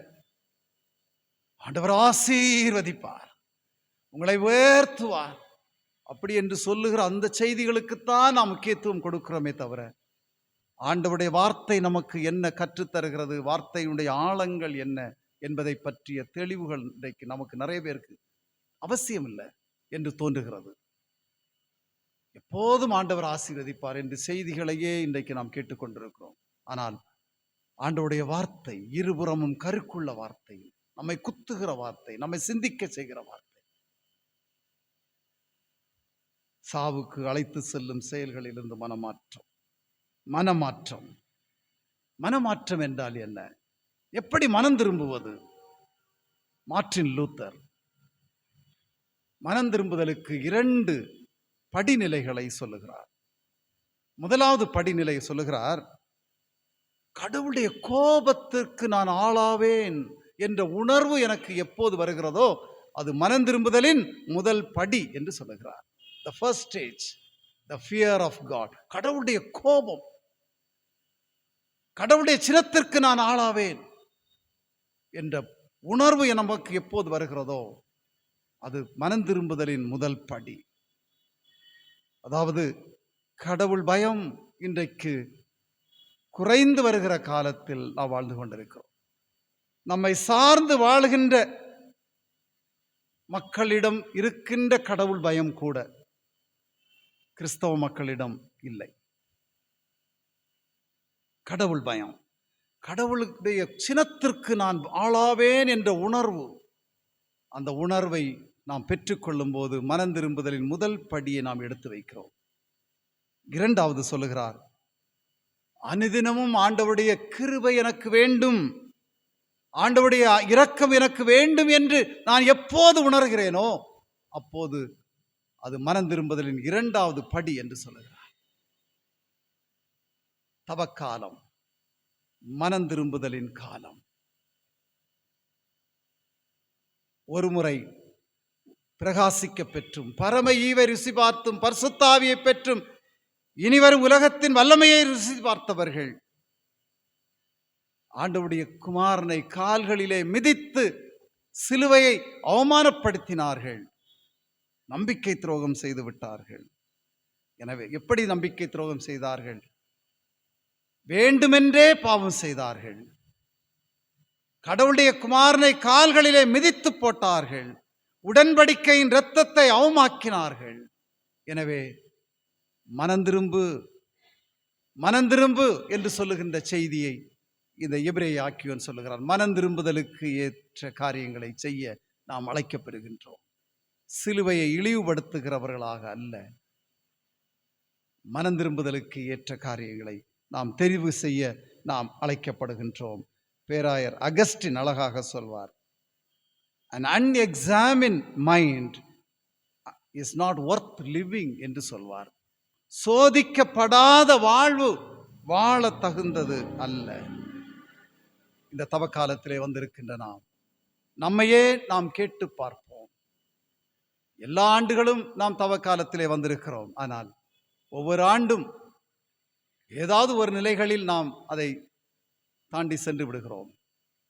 போப் அவர்களுடைய தவக்காலத்தினுடைய செய்தி இந்த ஆண்டு மிக தெளிவாக வெளிவந்தது. பொதுவாக லெந்து காலத்தில் மாமிச உணவுகளை நாம் சாப்பிடுவதில்லை, பூ வைப்பதில்லை, விலை உயர்ந்த உடைகளை நாம் அணிவதில்லை. இப்படி சில தீர்மானங்களை நாம் எடுத்து வைத்திருக்கிறோம். ஆனால் போப் சொல்லுகிறார், மாமிசங்களை உண்ணுங்கள், அது உங்களை ஒன்றும் செய்யாது, ஆனால் நீங்கள் வார்த்தையில் நோன்பிருங்கள் என்று சொல்லுகிறார். Fasting in your words. நீங்கள் பயன்படுத்துகிற சொற்களில் நோன்பிருங்கள், உபவாசம் இருங்கள். Fasting in our words. இன்றைக்கு எத்தனை விதமான சொற்கள், மற்றவர்களை அழிக்கின்ற சொற்கள், மற்றவருடைய வாழ்வை அழிக்கின்ற வார்த்தைகளை இன்றைக்கு பயன்படுத்தி கொண்டிருக்கின்ற சூழலிலே ஃபாஸ்டிங் இன் வேர்ட்ஸ், சொற்களை கவனமாக பயன்படுத்துவது, மற்றவருடைய வாழ்வை அழிப்பதற்காக அல்ல, வார்த்தைகள் ஆக்குவதற்காக ஒன்று. 2வதாக சொல்கிறார், ஃபாஸ்டிங் ஃப்ரம் சோஷியல் மீடியா. முடியுமா? வாட்ஸ்அப் சோஷியல் மீடியாவிலிருந்து கொஞ்சம் ஃபாஸ்டிங் முடிவு செய்யுங்கள். இந்த தவக்காலத்தில் கொஞ்சம் சோஷியல் மீடியாவுக்கு ரெஸ்ட் கொடுங்க என்று சொல்லுகிறார். மூன்றாவதாக சொல்லுகிறார், தவக்காலத்தில் நாம் செய்கிற உபவாசங்கள் ஏழை எளிய மக்களுக்கு பயன்படட்டும். அதுதான் உண்மையான நோன்பு, உண்மையான தவக்கால உபவாசம் என்று சொல்லுகிறார். எனவே இந்த தவக்காலத்தில் நாம் மனமாற்ற வேண்டிய காரியங்களை மாற்றி, ஆண்டவருடைய கோபத்திற்கு நான் ஆளாவேன், அனுதினமும் ஆண்டவருடைய அருள் என்னுடைய வாழ்விலே வேண்டும் என்ற சிந்தனையை நாம் பெற்றுக்கொண்டு மனம் திரும்புதலுக்கு ஏற்ற காரியங்களை நாம் தெரிவு செய்வோம். கண்களை மூடி ஆண்டவரை நோக்கி பார்ப்போம். நான் என்னும் மாணவத்தால் நாளெல்லாம் வாழ்ந்திருந்தே, பிறர் வாழ்வை எண்ணாமல் பாதையிலே மயங்கி நின்றே, இன்றே என்னை அர்ப்பணம் செய்திடுவே, இன்றே என்னை அர்ப்பணம் செய்திடுவே. மற்றவர்கள் மனமகிழ மன்னவரே நீ மரித்தாய், மற்றவர்கள் மனம் நோக மதியிழந்து நான் இருந்தே, இன்றே என்னை அர்ப்பணம் செய்திடுவே, இன்றே என்னை அர்ப்பணம் செய்திடுவே. பிறர் வாழ வேண்டுமெனில் நான் சாக வேண்டும், நான் சாக வேண்டுமெனில் அவர் வாழ வேண்டும், எனில் இயேசு தினம் வாழ வேண்டும், எனில் இயேசு தினம் வாழ வேண்டும், எனில் இயேசு தினம் வாழ வேண்டும். ஆண்டவர் நம்முள் வாழ வேண்டும். இயேசு நம்முடைய வாழ்வில் அவர் வாழ வேண்டும். அந்த வாழ்வு நம்முடைய வாழ்வை மனம் திரும்புதலுக்கு ஏற்ற காரியங்களை, சாவுக்குரிய செயல்களிலிருந்து மனமாற்றம் அடைகின்ற வாழ்வை அது ஏற்படுத்துகின்றது. ஆண்டவரே, இந்த தவக்காலத்தில் இந்த நிறைவு நாட்களிலே நாங்கள் வந்திருக்கின்றோம். நாங்கள் அநேக சிந்தனைகளை சிந்தித்திருக்கின்றோம். ஆனால் சிலுவையை இழிவுபடுத்துகிறவர்களாக நாங்கள் மாறியிருக்கிறோமா? நாங்கள் நம்பிக்கை துரோகம் செய்கிறவர்களாக இருக்கிறோமா? சாவுக்குரிய செயல்களை செய்து கொண்டிருக்கிறோமா என்கின்ற சிந்தனையை எபிரேய நிருபத்திலிருந்து நீர் கற்றுத்தந்ததற்காக உமக்கு நன்றி சொல்லுகிறோம். ஆண்டவரே, உம்முடைய வார்த்தை எங்களோடு பேசுகிறது. உம்முடைய வார்த்தை எங்களை அதிகமாக பாதிக்கிறது. எங்களையும் அது குத்துவதாக இருக்கட்டும். ஆண்டவரே, இதயத்திலே குத்தப்பட்டவர்களாக மனமாற்றத்திற்கு ஏற்ற காரியங்களை, மனம் திரும்புதலுக்கு ஏற்ற காரியங்களை நாங்கள் தெரிந்து கொள்ள இந்த தவக்காலத்தில் நீர் உதவி செய்ய வேண்டும் என்று வேண்டிக் கொள்கிறோம். ஆண்டவரே, இந்த வழிபாட்டிற்கு வருகை தந்திருக்கின்ற அனைத்து உம்முடைய பிள்ளைகளையும் ஆண்டவர் ஆசீர்வதியும். பலவிதமான எண்ணங்கள், எதிர்நோக்குகள், இறைவேண்டல்கள், தேவைகள் ஆண்டவரே இந்த தவக்காலத்திலே ஆண்டவர் எங்களுடைய வாழ்விலே செயல்பட வேண்டும். உயிர்த்தெழுதல் பண்டிகைக்கு பின் எங்களுடைய வீட்டிலே, எங்களுடைய குடும்பங்களிலே மகிழ்ச்சியான நிகழ்ச்சிகள் நடைபெற வேண்டும். ஆண்டவருடைய கிருபை, ஆண்டவருடைய இரக்கம் எங்களுடைய குடும்பங்களுக்கு தேவை என்று ஆண்டவரை நோக்கி பார்த்து கொண்டிருக்கின்ற உம்முடைய பிள்ளைகளுடைய வாழ்விலே நீர் செயலாற்ற வேண்டும் என்று வேண்டிக் கொள்கிறோம். உம்மை நம்பி வந்தவர்கள் எப்போதும் உம்மை கண்டு கொண்டார்கள். உம்மிடமிருந்து வாழ்வை பெற்றார்கள். ஆண்டவரே, நாங்கள் உம்முடைய சமூகத்தில் வந்து வேண்டுகின்ற வேண்டுதல்கள் எல்லாம் ஆண்டவர் ஏற்றுக்கொள்ளுகிறீர். எங்களுடைய வாழ்விலே நீர் செயலாற்றும். இந்த திருச்சபையை வழிநடத்தி கொண்டிருக்கின்ற அருமையான ஆயர் அவர்களுக்காக, அவருடைய பிள்ளைகளுக்காக நாங்கள் நன்றி சொல்லுகிறோம், இறைவேண்டல் செய்கிறோம். ஆண்டவரே, உம்முடைய மகன் செய்கிற பணி மென்மேலும் இந்த திருச்சபைக்கு பயனுள்ளதாக ஆசீர்வாதமாக அமையட்டும். அவருடைய குடும்பத்து பிள்ளைகளையும் ஆண்டவர் ஆசீர்வதியும். உம்முடைய இரக்கம் அந்த குடும்பத்திலே எப்போதும் இருக்க வேண்டும் என்று வேண்டிக் கொள்கிறோம். இந்த திருச்சபையில் பல்வேறு பொறுப்புகளை எடுத்து நடத்தி கொண்டிருக்கின்ற எல்லா உம்முடைய பிள்ளைகளுக்காக நன்றி சொல்லுகிறோம். ஆண்டவருடைய பணி அது மிகவும் ஆசீர்வாதமான பணி. அந்த பணியை செய்யும் போது ஆண்டவர் நம்முடைய வாழ்விலே செயலாற்றுகிறார் என்கின்ற சிந்தனையோடு நம்முடைய பிள்ளைகள் தொடர்ந்து ஆண்டவருக்காக செயல்பட உதவித்தார். ஆண்டவரே, இந்த நாளிலே நாங்கள் எங்களை தாழ்த்தி உம்முடைய கரத்திலே அர்ப்பணிக்கின்றோம். நாங்கள் எங்களுடைய மனதை நாங்கள் திறந்து நாங்கள் உம்முடைய சமூகத்திலே அறிக்கையிடவும், மனம் திரும்புதலுக்கு ஏற்ற காரியங்களை நாங்கள் தெரிந்து கொள்ளவும் ஆண்டவர் எங்களுக்கு உதவி செய்ய வேண்டும் என்று இறைமைந்தன் இயேசு கிறிஸ்துவின் வழியாக வேண்டிக் கொள்கிறோம். அன்பு நிறைந்த கடவுளே, ஆமென்.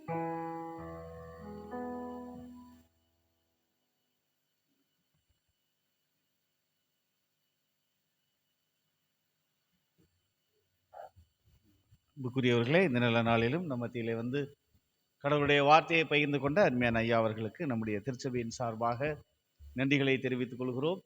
இந்த காலங்கள் அருமையான ஐயா அவர்கள் தமிழ்நாடு இறையியல் கல்லூரியில் பெற்றிருக்கிற பொறுப்பிலே மிகுந்த முக்கியமான காலங்கள். ஞாயிற்றுக்கிழமை அன்று ஆண்டவருடைய பணிக்காக ஆயத்தப்படுகின்றவர்கள் வேல்டெக்டரி சர்வீஸ் பட்டமளிப்பு விழா வருகின்ற ஞாயிற்றுக்கிழமை மாலை நடைபெறுக இருக்கின்றது. ஐயா அவர்கள் தான் பொறுப்பாக இருந்து அந்த பணிகளை செய்து வந்து கொண்டிருக்கின்றார்கள். அப்படிப்பட்ட சூழலிலும் மத்தியிலே வந்து கடவுளுடைய வார்த்தையை பகிர்ந்து கொண்டதற்கு ஆண்டவருக்கு நன்றி சொல்லுகின்றேன். அருமையான ஐயாவுடைய ஊழியங்களுக்காக, அம்மாவுக்காக, பிள்ளைகளுக்காக, அவருடைய குடும்பங்களுக்காக நீங்கள் உங்கள் தனி ஜபங்களிலும் குடும்ப ஜபங்களிலும் ஜெபிக்க அன்போடு கேட்டுக்கொள்கின்றேன். கடந்த வாரமே நமக்கு அழைப்பிதழ் கொடுத்திருக்கிறார்கள். நீங்கள் நம்முடைய ஐக்கிய குழுவிலிருந்து 2 மாணவர்கள் நம்முடைய திருச்சபைக்கு வந்து உதவிகள் செய்து கொண்டிருக்கிறார்கள். அதில் 4ஆம் ஆண்டு காட்சன் அவர்கள் பட்டம் பெறுகிறார்கள். நீங்கள் ஞாயிற்றுக்கிழமை மாலை நிகழ்விலே நீங்கள் தமிழ்நாடு இறை 6 மணி அளவிலே இந்த பட்டமளிப்பு விழாவிலே நீங்கள் வந்து கலந்து கொள்ளவும் உங்களை அன்போடு கேட்டுக்கொள்கிறேன். இந்த காலங்களிலே தர்மேன் ஐயா அவர்களுக்கு ஆண்டவர் எல்லா அவர்களுடைய முன்னெடுப்புகளிலும் ஆசீர்வாதத்தை கொடுக்கவும், அந்த நிகழ்ச்சி நல்லபடியாக நடைபெறவும் நீங்கள் உங்கள் தனி ஜபங்களிலும் அருமையான ஐயாவுடைய ஊழியங்களுக்காக ஜெபிக்க நான் அன்போடு கேட்டுக்கொள்கிறேன். ஒரு சில அறிவிப்புகள். நிகழ்ச்சி நிறைவிலே, இந்த கூடுகை நிறைவிலே இரவு உணவு உண்டு. ஐக்கியத்தில் பங்கு பெற்று செல்ல உங்களை அன்போடு கேட்டுக்கொள்கிறேன். இந்த இரவு உணவுக்கான தேவைகளை நீங்கள் கொடுத்து வருகிறீர்கள், நன்றி சொல்லுகின்றோம். இன்னுமான 2 நாட்கள் தேவைகளையும் சந்திக்கும்படியாய் அன்போடு கேட்டுக்கொள்கின்றேன். அதே போன்று நாளை தினம் சனிக்கிழமை காலை நம்முடைய திருமணத்தின் பெண்கள் ஐக்கிய சங்கத்தின் மங்களவாக்கு திருநாள் கூடுகை கத்தீட்ரல் பேராலயத்திலே நடைபெறுவதனால் உபவாச கொடுகை நடைபெறாது. நாளை மாலை 6:30 மணிக்கு வழக்கம் போல மாலை நற்செய்தி கூட்டம் நடைபெறும் என்பதை அன்போடு தெரிவித்துக் கொள்கிறேன். வருகின்ற ஞாயிற்றுக்கிழமை குருத்தோலை ஞாயிறு என்பதை நாம் அறிந்தபடினால் காலை 8:30 மணிக்கு இங்கே இருந்து நம்முடைய ஆலயத்திலிருந்து குருத்தோலை பவனி துவங்கும். ஆகவே சபையார் சரியாக 8:30 மணிக்கு வந்து இந்த பவனியிலே கலந்து கொள்ளும்படியாக உங்களை அன்போடு கேட்டுக்கொள்கின்றேன். 2 பவனிகள் மிகுந்த முக்கியமானவை. ஒன்று கீத பவனி, இன்னொன்று குருத்தோலை பவனி. இயேசு இரட்சகராய் வந்தார் என்கின்றதை நாம் தெரிவிக்கின்ற பவனி ஒன்றும், அதே போன்று இந்த பவனி ஆண்டவர் உலகின் மீட்பராய் இருக்கிறார் என்று நாம் உலகிற்கு சாட்சி பகர்கின்ற ஒரு பவனி. ஆகவே குடும்பமாக நீங்கள் பங்கு பெற ஆயத்தப்படுங்கள். 8:30 மணிக்கு கூடி வர உங்களை அன்போடு கேட்டுக்கொள்கின்றேன். அதே போன்று அதை தொடர்ந்து வருகின்ற திங்கள், செவ்வாய், புதன், வியாழன், வெள்ளி ஆகிய நாட்களிலே நம்முடைய ஆலயத்திலே மாலை மற்றும் திங்கள் முதல் புதன்கிழமை வரை மாலை நற்செய்தி கூட்டங்கள் நடைபெறும். ஏனென்றால் இது பரிசுத்த வார திருநாட்கள் என்பதனால் மாலை 6:30 மணி அளவிலும், வியாழக்கிழமை கட்டளை வியாழன் பெரிய வியாழக்கிழமையுடைய திருவிருந்து ஆராதனையும், வெள்ளிக்கிழமை மும்மனிதியான ஆராதனையும் நடைபெறும். இந்த கூடுகைகளுக்காக நீங்கள் உதவி செய்வீர்கள் என்று சொன்னால் ஆண்டவருக்கு செய்கின்ற உதவியாக இருக்கும். எனவே இதற்கான தேவைகளை சந்திக்கும்படியாகவும், அதே வேளையிலே மும்மணி தியான வெள்ளிக்கிழமை ஆராதனையிலே உங்களுடைய சுயவிருப்பு உண்டியல்களை நீங்கள் படைக்கும்படியாகவும் அன்போடு கேட்டுக்கொள்கின்றேன். வெள்ளிக்கிழமை ஆராதனையிலே, மும்மணி தியான ஆராதனையில் யாரேனும் குளிர்பானம் மற்றும் மோர் கொடுக்க விரும்பினால் அன்று பன் கொடுப்போம். அதற்கு யாராவது குடும்பத்தினர் நீங்கள் முன்வர விரும்பினாலும் அதை கொடுத்து உதவும்படியாகவும் உங்களை அன்போடு கேட்டுக்கொள்கின்றேன். கர்த்தர் தாமே குடும்பங்களை ஆசீர்வதிப்பாராக. நாம் இந்த வேளையிலே நம்மையும் நம்முடைய காணிக்கைகளையும் கடவுளுக்கென்று படைப்போம். பாடல் எண் 177, என்னை மறவா இயேசுநாதா உந்தன் தயவால் என்னை நடத்தும் என்ற பாடல் வழியாக நம்மையும் நம்முடைய காணிக்கைகளையும் கடவுளுக்கு என்று நாம் படைப்போம். இந்த பாடல் புத்தகத்திலே பாடல் எண் 177.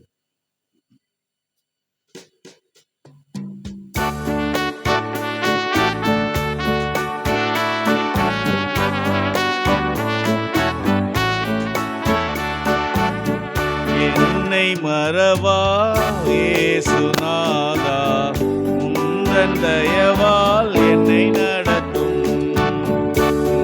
என்னை மறவா இயேசுநாதா உந்தன் தயவால் என்னை நடத்தும். வல்ல ஜீவ வாக்குத்தத்தங்கள் வரைந்தன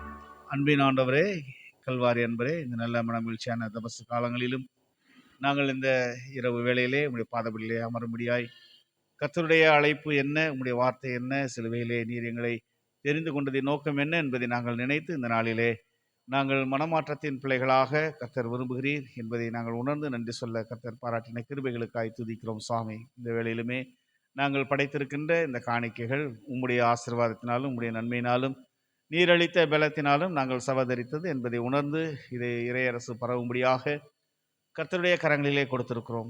நீர் உண்மையே சிலுவையிலே காணிக்கையாக எங்களுடைய வாழ்வின் மீட்புக்காக கொடுத்ததற்கு ஈடாக நாங்கள் கொடுப்பது ஒன்றுமில்லை. கர்த்தர் இதை ஏற்று அங்கீகரித்து எங்களுடைய பாவங்களை பாராதபடி கர்த்தர் எங்களை மனமாற்றத்தின் பிள்ளைகளாக எங்களை வழிநடத்த உம்முடைய ஆவியானவர் துணை செய்ய தாழ்த்துகின்றோம். பகல் முழுவதும் நீர் எங்களை பட்சமாய் பாதுகாத்தீர். இந்த வேளையிலுமே உம்முடைய வார்த்தையை சுமந்து வந்து உம்முடைய தாசருக்காக நாங்கள் நன்றிகளை ஏறெடுக்கின்றோம். அவருடைய பணிகளுக்காக, அவருடைய குடும்பத்தாருக்காக கர்த்தர் அவர்களை வல்லமையாய் அநேக திருச்சபைகளிலே பணிபுரிகின்ற உம்முடைய தாசர்களை உருவாக்குகின்ற ஒரு கருவியாக நீர் வைத்து அவர்கள் வழியாய் நீர் உம்முடைய திராட்சை தோட்டத்தின் ஆசீர்வாதங்களை கொடுத்து வருகிற தயவுக்காய் நன்றி சொல்லுகின்றோம். அவருடைய சுகத்துக்காக அவருடைய அனுதின பயணங்களிலே உம்முடைய பக்க நிழலுடன் இருந்து பாதுகாத்துக்கொள்ள நீர் நாங்கள் மன்றாடுகிறோம். அருமையான குடும்பத்தின் மக்களுடைய எல்லா தேவைகளிலும் உடைய வழிநடத்தலை நிறைவாய் தந்து காத்துக்கொள்ளும். வருகின்ற நாட்களிலே நடைபெற இருக்கின்ற அனைத்து கூடுகைகளுக்காகவும் நாளை தின கூடுகைகளுக்காகவும் நன்றி சொல்லுகின்றோம். திருச்சபையின் ஊழியங்களுக்காக நன்றி சொல்லுகின்றோம். திருமண திருப்பணிகளுக்காக நன்றி சொல்லுகின்றோம். விதமாக நடைபெற இருக்கின்ற மங்களவாக்கு திருநாளுக்காக நாங்கள் நன்றி சொல்லுகின்றோம். ஆண்டவருடைய ஆவியானவர் அங்கே கூடி வருகின்ற அனைவருடைய அடைக்கலத்திலும் உடைய வழிநடத்தல் நிறைவாயிருக்க நீர் இரக்கம் பாராட்ட முடியாது நாங்கள் செபிக்கிறோம். நாளை தினத்திலும் நடைபெற இருக்கின்ற விடுமுறை வேதாகம பள்ளி இயக்குனர் பயிற்சி பற்றைக்காகவும் நன்றி சொல்லுகின்றோம். கர்த்தர் அதிலேயும் அதிக பிள்ளைகள் வந்ததினால் மீண்டுமாய் நடைபெறுகின்ற அந்த ஊழியங்களிலே உடைய வழிநடத்தல் காணப்பட கர்த்தர் உதவி தரும்படியாக நாங்கள் செபிக்கின்றோம். இந்த வேளையிலுமே குருத்தோலை ஞாயிறென்றும் நாங்கள் நன்றி இருந்த இதயத்தோடு உண்மை நாங்கள் சாட்சியாய் அறிவிக்க கர்த்தர் எங்களுக்கு உதவி தரும்படியாக நாங்கள் செபிக்கின்றோம். இந்த வேளையிலுமே போர் சூழல் நிறைந்த தேசங்களுக்காய் வருகின்றோம். அவ்விதமாக பெரும் வியாதி நிறைந்த இடங்கள், அவ்விதமாக பொருளாதார தேவையில் சிக்கி இருக்கின்ற தேசங்கள் ஒவ்வொன்றுக்குமாய் நாங்கள் வருகின்றோம். கர்த்தர் ஒவ்வொரு தேசத்திலும் உடைய வழிநடத்தலை தந்து உடைய விடுதலை தந்து ஆளுகை செய்கின்ற உள்ளங்களிலே மனமாற்றத்தை இந்த நாட்களிலே நீர் கட்டளையிடும்படியாக நாங்கள் மன்றாடுகின்றோம். அவ்விதமாக எங்களுடைய தேசத்திற்காகவும் நாங்கள் வருகின்றோம். கர்த்தர் ஆளுகை செய்கின்ற உள்ளங்களிலே உடைய கிருபையின் கரம் காணப்பட நாங்கள் மன்றாடுகின்றோம். உடைய மாநிலத்திலே நடைபெறுகின்ற தேர்தலுக்காக நம்முடைய பாதபடியில் வருகின்றோம். கர்த்தர் நீர் முன் குறித்த நம்முடைய பிள்ளைகளை நீர் தெரிந்தெடுத்து அதன் வழியாக தேசமானது ஆசீர்வதிக்கப்பட, மாநிலமானது நன்மைகளையும் அன்பையும் சமாதானையும் கண்டுகொள்ள கர்த்தர் உதவி தரும்படியாக நாங்கள் செபிக்கின்றோம். இந்த வேளையிலுமே வந்த ஒவ்வொருவரையும் நாங்கள் உடைய பாதபடியிலே தாழ்த்துகின்றோம். யார் யார் என்னென்ன சூழ்நிலைகளிலே நினைத்து பார்க்க முடியாத நிலைமையில் இருக்கின்றார்களோ உண்மையான சமாதானம், பராமரிப்பு, வழி நடத்துதல் அவர்களோடு காணப்பட கர்த்தர் உதவி தரும்படியாக நாங்கள் செபிக்கின்றோம். இந்த வேளையிலும் அவசர சிகிச்சை பிரிவில் இருக்கின்றவர்கள், தெருவோரங்களில் இருக்கின்றவர்கள், ஏழைகள், விதவைகள், அனாதைகள், கர்ப்பஸ்திரீகள், இன்னும் சிறைச்சாலையில் இருக்கின்றவர்கள், அப்படியே குடும்பங்களுக்காக நாங்கள் வருகின்றோம். ஒவ்வொருவரையும் உடைய பராமரிக்கும் கரம் பாதுகாத்துக் கொள்ள செபிக்கின்றோம். அரசு தேர்வு எழுதுகின்ற பிள்ளைகளுக்காக நன்றி சொல்லுகின்றோம். ஆண்டவர் எழுதி முடித்த தேர்வுகளுக்காய் ஸ்தோத்திரம். இன்னும் நிறைவு செய்யப்பட வேண்டிய அனைத்து தேர்வுகளிலும் உடைய வழிநடத்தலை தந்து காத்துக்கொள்ள நாங்கள் மன்றாடுகின்றோம். ஒரு எதிர்கால திட்டங்களை கர்த்தர் ஆசீர்வதிக்க நாங்கள் மன்றாடுகின்றோம். இந்த வேளையிலுமே இந்த திருக்கரங்களிலே எங்களை நாங்கள் அர்ப்பணிக்கின்றோம். பகல் முழுவதும் பட்சமாய் பாதுகாத்தீர். இந்த வேளையிலுமே இரவின் எல்லா தீமைகளுக்கும், தீங்குகளுக்கும், பொல்லாங்களுக்கும் எங்களை விலக்கி உடைய கரத்திலே நல்ல நித்திரையை கண்டு துதிக்கும் துதியோடையால கர்த்தர் எங்களுக்கு உதவி செய்வீராக. இறைமகன் இயேசு கிறிஸ்து வழியாய் வேண்டுகிறோம் எங்கள் அன்பின் கடவுளே, ஆமேன். பரமண்டலங்களில் இருக்கிற எங்கள் பிதாவே, உடைய நாமம் பரிசுத்தப்படுவதாக, உடைய ராஜ்யம் வருவதாக, உடைய சித்தம் பரமண்டலத்திலே செய்யப்படுகிறது போல பூமியிலேயும் செய்யப்படுவதாக. உங்கள் ஆகாரத்தை எங்களுக்கு தாரும். எங்களுக்கு விரோதமாய் குற்றம் செய்வதற்கு நாங்கள் மன்னிக்கிறது போல எங்கள் குற்றங்களை எங்களுக்கு மன்னியும். எங்களை சோதனைக்கு உட்பிரவேசிக்க பண்ணாமல் தீமையின்றி ரட்சித்துக் கொள்ளும். ராஜ்யமும் வல்லமையும் மகிமையும் என்றென்றைக்கும் உடையவைகளே, ஆமென். உம்முடைய ஆண்டவரும் இரட்சகருமாகிய இயேசு கிறிஸ்துடைய கிருபை, பிதாவாகிய தேவனுடைய அன்பு, தூய ஆவியானவருடைய வழி நடத்துதல், பராமரிப்பு, பாதுகாப்பு, ஆசீர்வாதம் நம் அனைவரோடும் திருச்சபையின் குடும்பங்களோடும் எப்பொழுதும் எப்பொழுதுமான சதா காலங்களிலும் நிலைத்திருப்பதாக.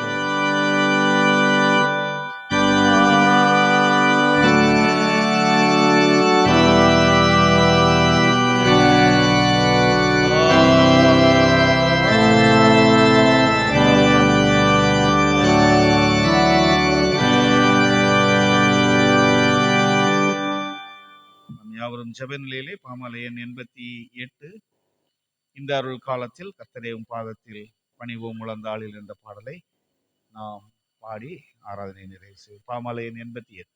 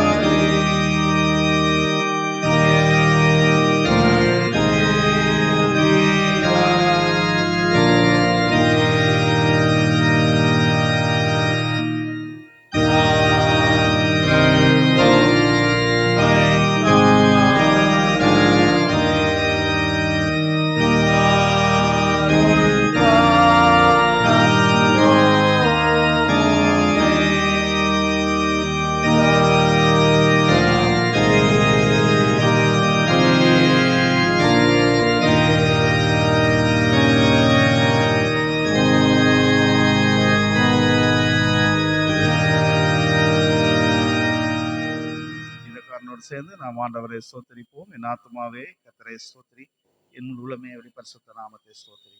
என் ஆத்துமாவே கர்த்தரை ஸ்தோத்திரி, கர்த்தர் செய்த சகல உபகாரங்களையும் மறவாதே. கர்த்தர் உங்களோடு இருப்பாராக. தேவ சமாதானத்தோடே போக கடவும்.